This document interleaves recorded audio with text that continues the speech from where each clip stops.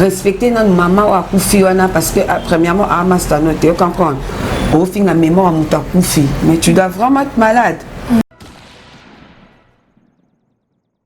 Est-ce que maman na o alali na mort na minute au quoi de distone mais yo ouais l'autre côté donc ce peut va tcheta mususu ozaki pe nyama par rapport à éviter ce corps appelé fourmi. Ouais, non, bien, non seulement que tu es vilaine, mais tu cherches une façon de te reproduire. Le rôle du capot va nous finir à mon pao. On attaque à rendre nos vies difficiles. Donc, au final, les mamans, naïe. Ma pote, on a bango, on a mais je ne peux pas risquer ma vie, mais nous quatre, ça va mal, il faut que les potes nous ça dans mon thé. Tu comprends? Donc, si on a fille, moi, l'équipe va dire, quand tu as la difficulté, ma casse, nous vendons au fin à mon pas. Anata chituka za kitoko belle femme, chituka lobakate belle femme kitoko beauté pétaille, belle femme, belle. Mesdames et messieurs, bonjour et bienvenue. Ça dépend de l'heure à laquelle vous allez nous recevoir. Je tiens avant tout à vous remercier d'avoir porté votre choix sur cleboa.com. Grand merci à toutes ces personnes qui se donnent le plaisir de aimer, commenter nos émissions. Vos commentaires, vos suggestions nous aident à se perfectionner. Je tiens à remercier celui qui est derrière la caméra, Herman Emporio, garçon slim. Grand merci pour ton savoir-faire. Grand merci également à my lady boss Pichou Mangaya. Pourquoi pas à tonton Bandalom invisible de la nation. Voilà, mesdames et messieurs, je ne suis pas seule aujourd'hui. Je reçois pour vous Nonon Ndombe, Eldona. C'est avec elle que nous allons dérouler cette émission. À qui j'ai dit bonjour Nonon Ndombe. Ah bonjour Alain Chituka. Pesambo Tinabanions Bazolanda à travers le monde entier. Ah bonjour à tous et à tous les internautes, partout où vous vous trouvez en ce moment. Je vous aime, c'est votre humble servante Nonon Ndombe Biloko Eldona, elle mérite un petit gigolo. Bah gigolo neto boya. Voilà, merci beaucoup Nonon Ndombe. Ça se voit déjà que ça va parfaitement bien. Voilà, écoute, moi, c'est un commentaire exaté. Nonon Ndombe, mesdames et messieurs, avec Nonon Ndombe, aujourd'hui, tu remets comment Kolobela, l'actualité, les canaux, les réseaux sociaux, les vidéos, il y a buzz. Toutes sortes d'actualités avec Nonon Ndombe, on va en parler. Mais avant tout, Tom Eganon moi robeta li solo ya sango ya mawa oye komela ki na le baka abusoni enso pour maman ami aza maman ya Koffi Olomide aza pe maman na biso aza pe maman na yo maman ya batuni enso donc ça qui vraiment pas si surtout vidéo auto mona ki Koffi Olomide à ça les vidéos azole la maman na ye. C'est dur de voir une personne qui a réussi sa vie, qui a mieux gagné sa vie. Malgré ça, à ça les pena vidéo parce que à la nuance bana ba koli, à kendara ba poto, à ça la ba succès, à ça na combo, à ça na influence nyonso mutako za nango mais le fait de voir Montoloko la Koffi Olomide a sali vidéo azole la maman nae donc ça nous avait vraiment touché. Ngai na mona pena vidéo ana na tali ndenge vraiment Koffi Olomide azole la maman nae j'avais de larmes aux yeux. Nonon Ndombe koyamba sango ya liwa ya maman ami esala kionde. En tout cas, ils avaient qui passé parce que moi la nyonso o abotama kakamba mo abina mokila zete. Donc ce to botama na ba maman quand tu as vraiment un cœur, il faut qu'il s'allo passer. Tu vois, parce que nous aussi, comme moi, je suis aussi orpheline de père, je sais que c'est pas facile. Ça n'a jamais été facile, donc, parce que papa a qu'à la zakate, tu vois, donc, ton maman a qu'à la zakate. Tolanda qui suna maloba Koffi Olomide lui, il peut jamais souhaiter. Nous tous on ne peut jamais souhaiter cette douleur à quelqu'un. Bato va perdre pena ba proche, to ba parent ba ebininge maramango, ba ebininge pasi wani sala na mutema. Mais comme un artiste musicien na biso fali pour pana ba ninge ka ya ba musique hein. Tout le monde a ba musicien mususu quand de ba s'attaquer peut-être na fali, to ba journaliste mususu ba peut-être contre fali et pour ba musicien mususu ba finga raininga kufela na papa na maman. Et Fali n'avait pas l'âge de Koffi Olomide, Koffi Akufeli, maman Lelo n'a 64 ans, hein? 65 ou 64. Koffi a lobby pendant la vidéo, la vie a perdu sa saveur. C'est quoi fali mutata la ndenge bat ba finga ka ndenge akufela papa na maman alobarate to yibite na kati na yo ka ndeni na yo ka passe ma chère allez likama ba parents et l'homme so lingo ba passe on il faut kufela parce que so kufeli te ba misusu ba na ba ignorante malgré que ba za ba orpheline peut-être de père d'autre part de mère mais d'autre côté de mère mais ba za ka ba ignorante au moins la muninga tanga kufeli comme ko se moquer comme le quoi sujet à moquer il y a ce mot na moi c'est sengo mais c'est sengoté donc moi on a déjà bon déjà moi on balaksa musapi. Donc pour lui ou pour elle, déjà le parent, ça veut rien dire. Ah, bien important, ça va parent. Parce que mon est bien important, ça va parent. Les lots, ngai na tika comme mon maman amité, na tika pe ko maman amité pas kana combo, mais ça m'a vraiment choqué et ça l'a passé parce que moi aussi je suis victime et ma camboana. Mais non dombe, yo le biliwa maman ami et ça là qui au passé. Certes, et ça qui me tient sur pas si mais tout le monde n'a le bac à une sœur, Azaki chroniqueuse, Azana Poto, Rafine Tumba, il a sali vidéo. Moi je dirais qu'elle s'est moquée de Kofi parce que Kofi est dans sa vidéo le bac que maman, Lélo n'est maman n'a Kofi, papa n'a Kofi malgré son âge, Abi Bengi orphelin. Donc le fait qu'il y a commis ben orphelin, on a tout le monde Rafine Tumba, la qui n'attend, a commencé à la vidéo et belé pour critiquer la mort de maman Ami. Et là on y est encore le bas. Mais ce que moi je peux dire, c'est quoi? Au moins ma fille va continuer à monde à net, sans te mentir. Et belé peut va continuer à citer, puis dans la cité, elle met tout bien à ma commune, sans éducation, sans instruction. Donc à continuer quand on a divagation, on comprend. Et ça passe. Parce que pour naïe na habité tout naïe na loué fille en azo finga le mon pas au pas comme que je suis orphelin. Parce que na habité pour naïe définir on a le mot orphelin ça veut dire quoi? Donc pour elle mot il y a cause à orphelin le mot là et ça pour na banamiqué pour elle c'est loyer. Donc orphelin à 90 ans bazar orphelin à 80 ans bazar. Donc tellement que moi ma bilo musu ba fille ba internet ba luka ko be la buzz taka azata niveau mon pas ôté on comprend ponga non ndo be ku na ebi na été de na prendre un cas combo n'est pas na bino tu comprends donc ça je luka be la buzz a be data buzz là-bas que ce quoi ba raja kula banane on a confié déjà ba grand prêtre on comprend et puis c'est un parent c'est un responsable. Et ça, ça manque à respect. On doit d'abord respecter les morts. Parce que les gens ont mais tant que les autres filles, maman et mon toit koufi.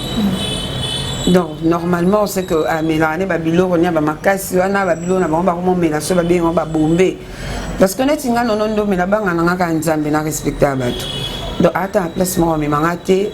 Na lobby ou na lobby azata na place ma ochangate parce que ataku tungane na zaboye fona mona pe image yango a oano pe lo côté a sokola pena na douche a commencé dans épisode par épisode a sokola na douche a sa vidéo a continuer critique na mais a ben la buzz te abi ke Kofi amakambu a ben la buzz ba fi ba mo ben la buzz na ndenga mabe.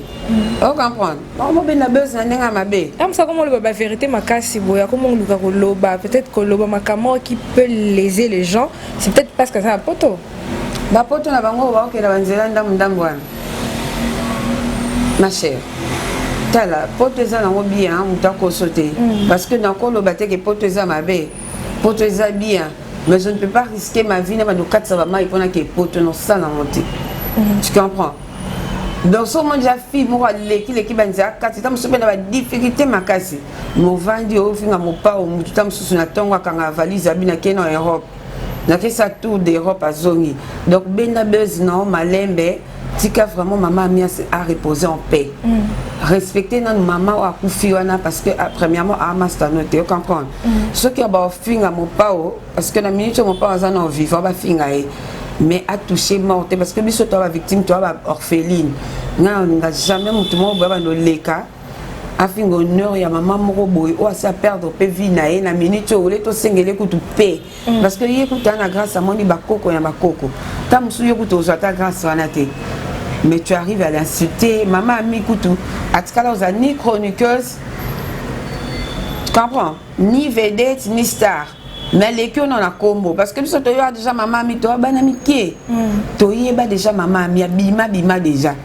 vous comprenez bima déjà kala parce que yo sur internet que yo oyebi maman ami kando comme chroniqueuse non biso to yeba maman ami déjà to za ba amike mais nenu yo se permettre pour bien la buzz na yo au fin la mémoire à mutakufi mais tu dois vraiment être malade vous êtes vraiment malade to Koffi Olomide en ce moment a zappé na poto ake pas kunda maman na est-ce qu'on est na poto bon soit kangisi kasi c'est quoi porter peut plainte bakangaye par rapport il y a ba propos il y a à tenir ngabo to pona ce que je veux dire à Koffi Olomide Quadra je dirais que s'il faut lui passer un conseil à travers Cléboa non il dit que bata bongo ba kutu bata Hollanda te mon père atika ça le quoi a ignoré na sepela na comportement ya Mike Kalamba ya ma série makambo inda ki ya pasteur Mike batu so no c'est la kabala miki na tango boyo ka Mike Kalamba ya répondre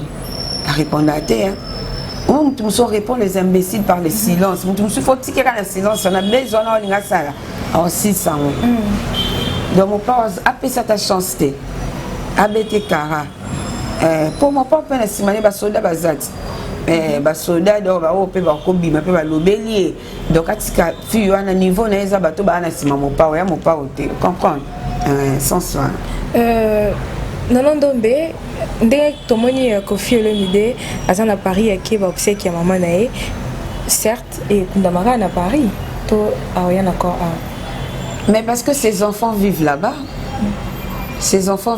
ba koko maman wana ba vivre na poto tu comprends Koffi Olomide a na mukanda poto tu comprends il est résident mais tu l'as peu vidéo baobi depuis maman a mis dans la poto Koffi Olomide no 15 jours kendo talaye vraiment tous à nous ba réaliste maman a mis Koffi Olomide ninga linga maman wana atakuta maman moko ko inaka ya baba tanga kutezanga na toloba na te mais non ki ka kufi je serai là atakuta mokingo baba eba ke to mona mingi ba artiste belé abakufaka au moins ba fan o Koffi Olomide onyata te papa onyata te papa chéri so ayeto ba même banga mais bayaka quand même siko ebisanga maman ami Koffi est-ce que les gens racontent vraiment deux fois je me demande ba congolais baza la manière té hein. Excuse-moi pour le terme, mais non, vous êtes trop bizarres les Congolais. Quand on m'a dit Mahamaniza Bokechu, il y a Bokechu, l'un comme politicien. On comprend. Les maramto, il y a un mélange. Soit politicien, ça n'a pas politicien. Ouais, je te dis, soit politicien, ça n'a pas politicien. Mais pourquoi qu'on mélange politique et la musique? Il y a un sens, il y a encore un mélange qui nous mal à l'ibal, les alatins. Ça nous cas politicien. Voilà, merci beaucoup Nono Ndombe. Grand merci à Madame du cœur Annie Moussoulou, une femme avec un cœur en or. Madame du cœur Annie Moussoulou, la crème de crème, je te salue. Nono Ndombe, na yoki oti ko soulever point moro awa eza vraiment capital sonoko loba. Toyo kaka, soki matanga ezali, au monde ba fanatique. Tobana ya quartier ya musicien oyo to musicien oyo balobi toza kuna posa omona ita mekoniata awa to mona ona matanga ya papa Wemba mère Amazon lobaki que Koffi Olomide aniatate est-ce que na matanga ya poto mona ningi batu bane ko kende na Montfleury ko tala Koffi Olomide mais est-ce que na matanga ya Koffi Olomide to romona pe papa chéri aye po kende ko kotala Koffi Olomide. Pourquoi pas? Il faut que nous normalement on a il faut que nous assister de konaï. Au moins bablo mususu, il faut coma. Il y a même Bible lobby, le pardon libère. Anet lelo ko sanga mabe mo boye. Na singi au pardon mais yo sur dimité tout memi fardo ana on memi nga fardo oui. Il faut coma. Papa chéri, il faut coma. Ba kotisaye.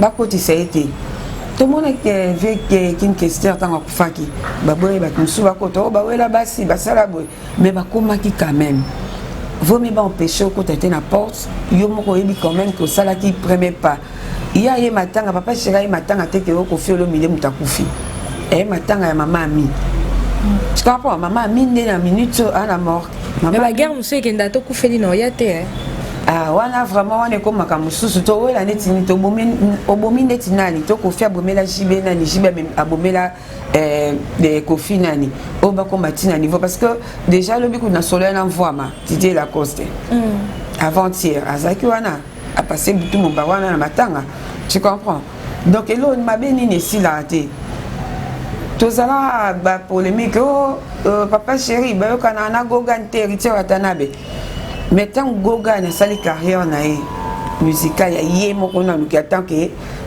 président et tant que leader muta soutenir le quoi par Cherazate on comprend siko eloko nini ngo parce que maman a mis à maman mais moi li comment peut comme vice versa au monde papa Cherazate soutenir ba musicien Weranson au monde appelé Weranson à soutenir ba musicien papa Chero Balongwa wana siko ça selon bango makamna bango bazo sala c'est bazo sala le quoi ba guerre wana talika bango moko mais moi tout ce que j'ai à dire c'est quoi par rapport à liwa ya maman ami par rapport à liwa maman ami papa chéri ponanga il faut comme na matanga parce que maman ami aza maman azalaki maman elle n'a rien à voir avec tout ça tu vois ba en na bango ba ranki na bango so ba wela moi si so ba wela mbongo wana eza problème maman ya maman ami te.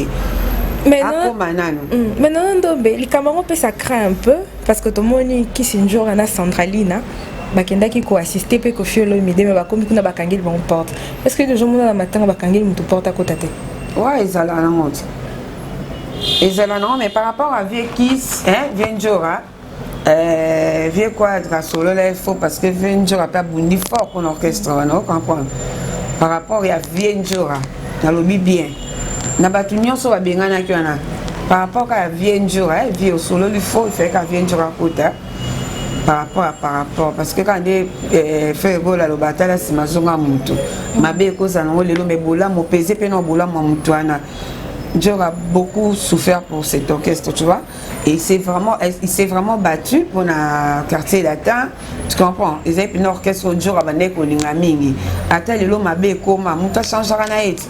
Oh ça peine à mon bal moi ballon peine à mon boy non père. Très bien beaucoup ça bon pour me les bêta qui. Bonjour à bien moi ndenge Koffi Olomide kengela na moi espace moi ezaka ala kisikutu ndinga zo kengela aiso mo ba kende ba kota te yena Sandralina mais ce que tu as vidéo Sandralina a comment ça appelle Koffi Olomide est-ce que problème mo rebima qui sont na sima to boye est-ce que vraiment quadra dans zana ko ba no landela ba maman kim qui a déjà méga star Anatole landela ba maman mi keto akumisaki yo na éviter hein. Mais je pense pas. Mais on a oublié ta casse, c'était quand on a qui s'injora. Tu comprends? Pour n'ayanjora, en tout cas vieux solo il faut faire quand yanjora côté. Donc il y a un matin, on me soupe beaucoup coûter pétain, azani na pas stress na hein. À mon péka que on perdre, tant sur ça là que l'eau mon ben na kanda wana, alors que qu'on manifester en plein matin on juger, tu vois, pour éviter à préférer qu'abaza musica. Tu comprends? Mais bon, na matanga muteko quoi assister au benga na matanga c'est d'abord benga na matanga. Ngana histoire fille moi betelanga copine moi betelanga bi quoi muninga na ngamo bena na lobana vie na ngata na kufia ete na tout n'est pas ni abi parce que moi j'ai ma fille qui est anémique. Mais tu discuter nae a finga en pleine discussion que t'as la couteau botte anémique. On comprend. Déjà quand tu fais ce genre de trucs tu n'as pas un cœur. Parce que yon no botité attention au botimi balé qui te dit que troisième an on a bien parce que mutu na vie ya mutu na baboko zaka nzambe tango finga muninga bon ka bota anémique pendant que elle souffre beaucoup avec sa fille tu vois avec les anémiques c'est tout le temps l'hôpital tout le temps ba nini ya makila boy donc moi nananu maman okola non na stress mo boy mais yo finga muninga ke bota anémique mo de lokwana evanda e aloba atana kufi master na ko ya matanga te fa finga tanga mais tu vas côté na mabanate tu comprends na sens wana quoi pe ba en musique comme appelle musique qui atape nous en cercle yo mona mutana poso la muka comprendre o la muka ko se manifeste mais o la muka pe sundi dans la sens mais par rapport à 8 jours non tu as ta place à déplacer ma langage c'est par rapport il y a Koffi Olomide non jamais on a vraiment na yokate ata pe na ba vidéo à s'attaquer pe na Koffi te mais nanu na yokate parce que vrai jour là ça vrai on comprend vrai jour ça nga finga o machine moteur ça lokwanga abanga ne ka nzambe donc mutu moko boye vient jour amela diamba te quand on est na mélodie ambate na kokapi masanga te parce que vient jour amela ka sucré amela pe diambate mais ça il y a la vérité parce que il est vrai aya solo azara de mitumi balete solo comprendre ne vie na ngai ngwa bia loba na vie na ngai des baloba ka que balinga bateau bazara vrai tu vois les gens qui sont vrais pose à la normale biso to zana héritier watana be gogan tout le temps au moins les héritiers sont vrai to koza pembe nede et au moins na batu musu baloba oh héritier il est insolent à respecter pas tout et non parce que bato wana ne ba la ke ba merde. Tu vois, moi je suis avec héritier, ça fait déjà presque 14 ans. Toi, la métier, la bisoma, il y a un manquant à respecter. Il y a un fingangate, il y a un gafelangate, parce que à comprendre qu'il y a un vrai. S'il y a quelque chose que je n'ai pas apprécié, ça je n'ai pas apprécié. Il y a des personnes qui apprécient l'autre. Donc c'est comme ça qu'on vit, parce qu'on est de vrais amis, on est frères et sœurs. Donc pas de complexe. On a mon héritier, on a bêté au Gogante. On a mon frère, to bandi lelote to bandi kala, donc c'est ça. Voilà, tout le monde qui a un cancer, roga télémisa qui peut battre 1 minute de silence pour na poser qui le même jour maman mia kufa qui est pour na ko assister quand on déconne ko rendre un peu hommage. Moi 1 minute de silence on appelle ça qui bien et avant zonga tout le monde qui pas qui ko assister frère Naye Koffi Olomide. Voilà Nanon Ndombe. Comme il a vu vraiment pour chuter, mesdames et messieurs, vraiment pour essayer d'analyser l'actualité, la vidéo, tout ce qui se passe dans les réseaux sociaux. Eldona. Tout comme il a vu vraiment pour chuter, toi qui vraiment pour te lever la mini propos oyo Rafine Toumobane Koloba. Na égard ya maman Amio Aza déjà maman Atiki Biso, paix à son âme. À Bandaki Koloba que le lait mon ici Bimaki, donc elle avait vraiment dit de trucs où ils a très choquantes. Voilà Nanon Ndombe, trop même ça déjà pour chuter et venu au Kobakisa. Oui puis Babylon aussi fait t'as que ça en Kanda. Je jure Babylon aussi puis ça en Kanda parce que moi ma fille me sous ba meka ka place ba meka wana.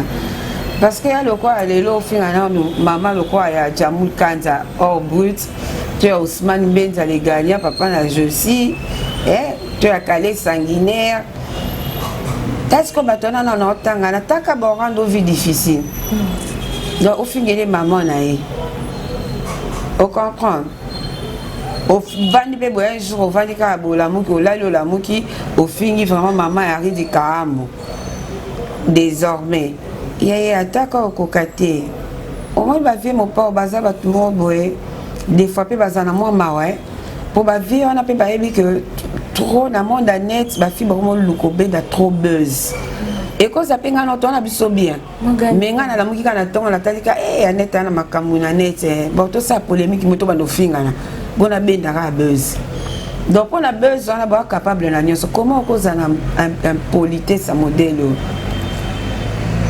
Parce que yo tango finga maman ami yo parce qu'on est tout monde photo no ba on a clown c'est que papa no a clown pour elongi yo na clown ya lo kwa clown na mutabota kiyo ata yo moko za na respect ko na ni soki mama soki na za na respect bonga kune na zabe na ebi na ngayo te o apena place mo me mangate yo na poto menga na popularité na poto ko leko nga penda mama Chabania yemba ke akoma poto te mayebi ya quartier sa poto ndenga donc monita mususu ba vie quadra oti ke loka tamso mi mone mais na suka film pour lele ta ko senga pardon donc respecter na maman wana akufi ana bana naye ba koko naye ba lekio awati gemenanza daka distance à makolo combien de kilomètres donc ba lekio na musika Est-ce que maman na o alali na mort na minute au quoi Didi Stone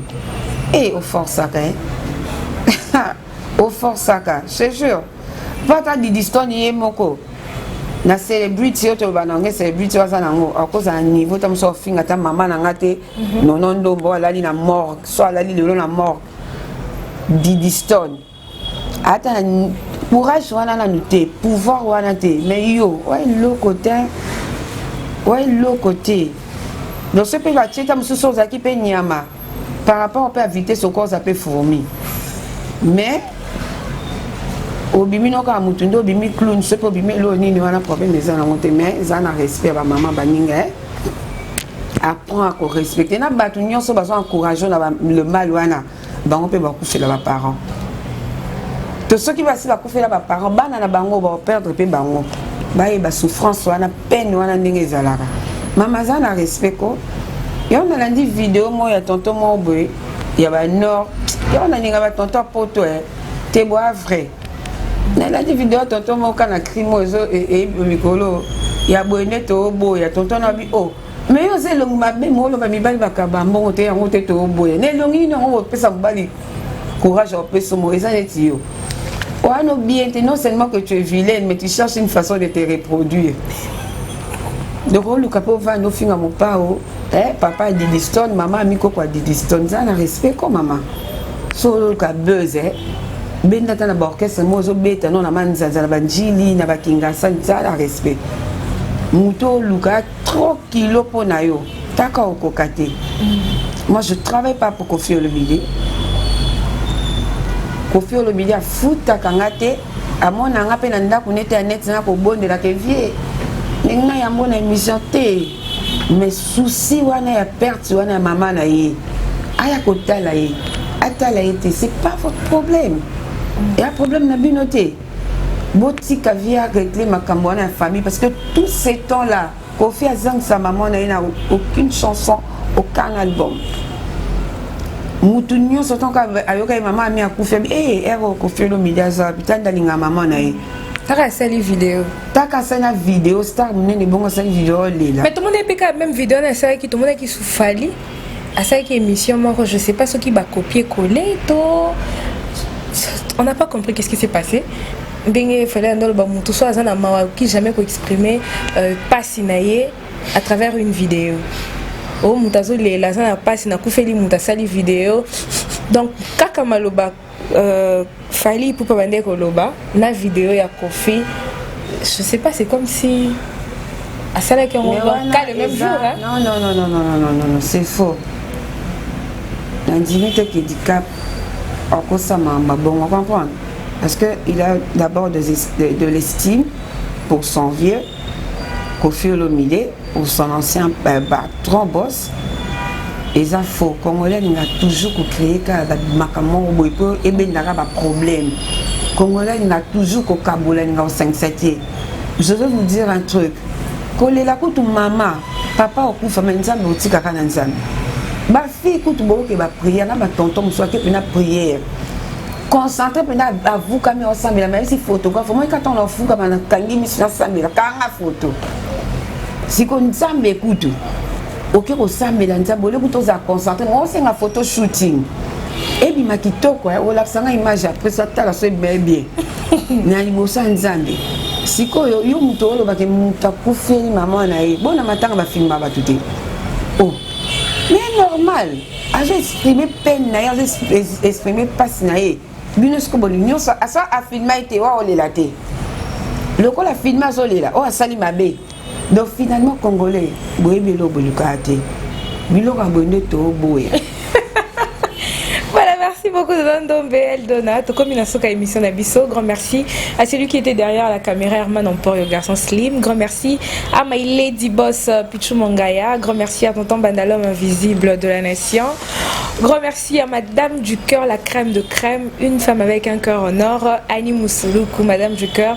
Je te remercie pour tout. Grand merci à tonton Chaz Chilombo, mon major Francis Nkoumou. Joyeux anniversaire à vous, mon major. Grand merci à tonton Steven Ombala, grand merci.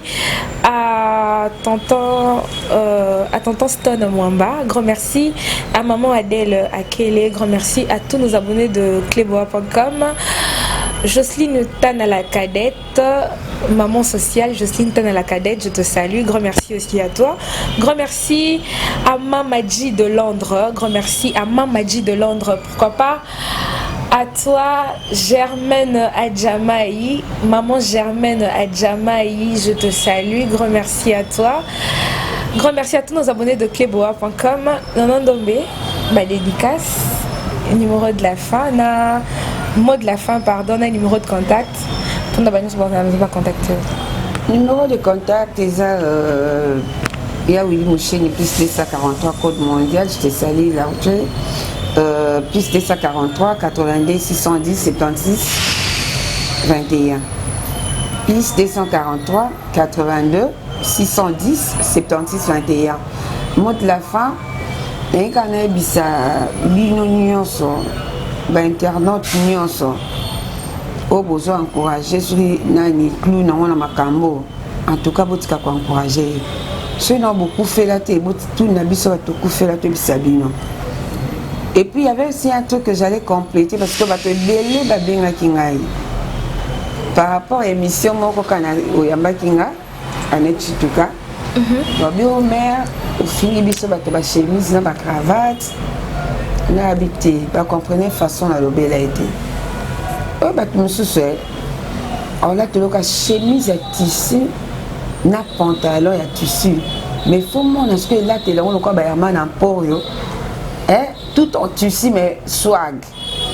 On comprend. Bateni mususu sous kaka na bureau. Bateni mususu ya professionnel. Oko za toujours luka moi si moi makasa Congo so mami ki so eloni on ba mami kasinga mo a cravate. Oye papa ko luka moi so moi pe mususu bobo pa oya pe na voiture te. Comme ce péka na moto. Mozanga ma oko tikata te muta moto bile dépose-moi d'abord à la maison. Na tika veste après ce qu'on a qui n'était pas mère na cravate kana chemise. Quoi batenu monsieur batenu à bureau et a tenu te ko yo ça nango au bas na terrasse mon moment il m'a cassé la ensemble la veste elle kamni. Elle kamni on m'a mususu ta la veste mon on dirait héritage papa tikela ka ezaka ba veste. Ozomon on dirait tant pena papa kufaka ya lobaka vraiment que ne touchez pas à mes ouins. Faut comprendre. Donc sans soin. Au moins la veste tala mutumukie. Alongolo bilamba bonjo ane miyoto. Mais la veste à pique à bodo. C'est pas bien. Ce qui peut passer en temps pour ma baisse à binoté que oh chérie bon là tu bien t'es donc à baka waouh attends qui te côté qui te kat. De comme il loko là na Facebook ko fait là fini j'aime. Donc des bongo. Il faut boya moi c'est à bongo atika comme ma veste à tenue ne touchez pas mais ouais. Faut boya. C'est cadeau, pardon. Bon, pour finir, j'allais juste remercier bateau soutenir ngai, en tout cas ba soutenir ngai batika ngate, donc baza toujours là non ndombe malgré les hauts et les bas. Ba ya nanga loka BBC crée motema ya ton Richard. Je fais des très gros bisous à toi BBC crée. Un truc Misha Mwanangani Motema, il y a Monsieur Sanguinaire. Là je vois Brendazi, ma copine Brendazi, la fille sans talent, les lèvres rosées. On appelle sur un très gros bisou là où t'es. En tout cas, je fais des très gros bisous à ma petite soeur chérie, Tétiano, mais la sexy raffinée. Talara Lelo, c'est non, mais ma bien Zara. Ils ont plus pour la petite soeur, c'est toujours des colliers, des colliers, des colliers. Donc, on va coller comme j'en ai marre. Donc, je vous fais des très gros bisous. Batunyo so bolinganga na ba ope bolinganga te. Donc, si bolinganga te wana yo mona nonondo me, ngana mi mona Rihanna. Tu bolinganga te yo ne mutoye ba bébé ngana na ngafuna te me ba finga no ne sala ngaka bien. de salanga ka grande dame waouh kande to lingaka donc na pesi bino sombote par de partout vous êtes ba vie nanga bangwabi ba vie des na pesi bino sombote ba gros bisous Wilfried Bompili ba kendaka Dubai bazongaka Wilfried Bompili vieux mon père embani banzembo mais nzembo kokana bilan ezate Wilfried Bompili des très gros bisous là où tu es na pesi bino sombote. Merci à toi Annette Chituka, merci beaucoup de m'avoir reçu de nouveau na plateau à Cléboa parce que mingi taka mulunge makasi ni za beno to que le bater manya mpo abinonondo baza kwa mwana popia ko kamulunge te donc chaleur taka émission fait to continuer mais enseigner abandon il faut to kata donc et toi merci aussi à toi la clown ndongo pesingai occasion yo finga yo merci donc très bien bisous. Voilà, merci beaucoup mesdames et messieurs, c'était Nonon Ndombe, maître Ben Sulubika de London, je vous salue. Et là je vois Fabrice Kalangi, garçon cauchemar. Très gros, très merci gros beaucoup à toi. Patrick Bouzy, le boss Patrick Bouzy. Le boss Patrick Bouzy. Patrick Bouzy, le boss mignon, gentil homme. Au moins, il y a un chituka. Moi, la moulou, balé, qui la maloua. Voilà, merci beaucoup Nonon Ndombe. Fabrice Kalonji, garçon cauchemar, je te salue. Le boss Fabrice, le boss Patrick Bouzy. Patrick Bouzy aussi. À toi, il y a Thierry Louemba, je te fais des très gros bisous. Eddie Barabaraskin, des très gros bisous à toi. Donc, on est toujours ensemble. Surtout conseil mingi dans yo kamikolo yo et loko na yo kamikolo yo boende to lingite boende to lingi non baksa pe susu ba jigolo na ba shopping ndeto boya te meto tumba bango. Voilà, merci beaucoup Nonon Ndombe. Grand merci à tous nos abonnés de cleboa.com. Nous sommes arrivés à la fin. Continuez de vous abonner, commenter, partager nos émissions, vos commentaires, vos suggestions nous aident à se perfectionner. Surtout, n'oubliez pas de s'abonner massivement. Continuez de vous abonner, de partager et restez branchés sur cleboa.com. Nous sommes là pour vous informer à temps réel. Bonne suite de programme, mesdames et messieurs. Nous sommes arrivés à la fin. Bonne suite de programme. Je vous embrasse. À la prochaine. Bye bye.